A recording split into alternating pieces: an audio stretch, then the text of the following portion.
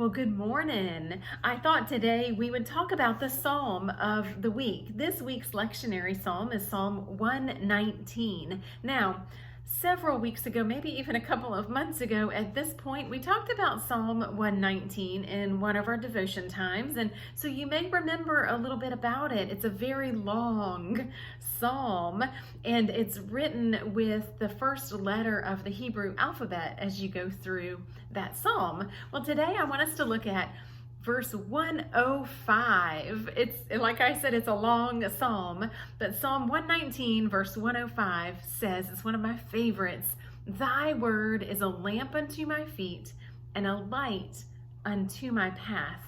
You may recall that that simple chorus, that song. I think, in fact, we're going to sing it on Sunday as well.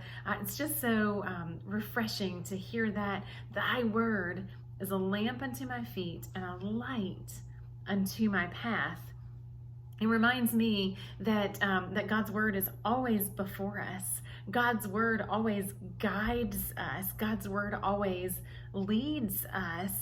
God's word is really intended to always be on our minds. In fact, the psalmist throughout Psalm 119 is praising God for God's word, the ability to read God's word and to know God's word and to hide God's word in our hearts. In the New Testament, in 1 Thessalonians, Paul shares that we are to pray without ceasing.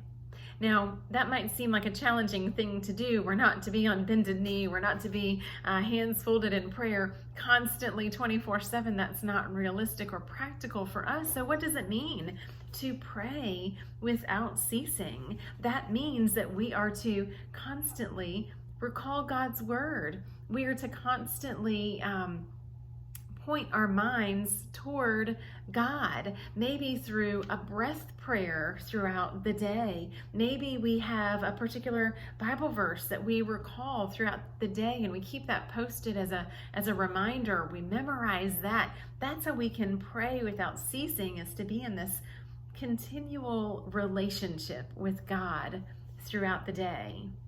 Have you ever had a song stuck in your mind and you just think about that song just keeps replaying on a loop through your mind all day long? That's what God intends for his word to be hidden in our heart, to be close to our hearts, that we might pray without ceasing, that God's word might be a lamp to our feet and a guide on our path, that God's word would illuminate our way.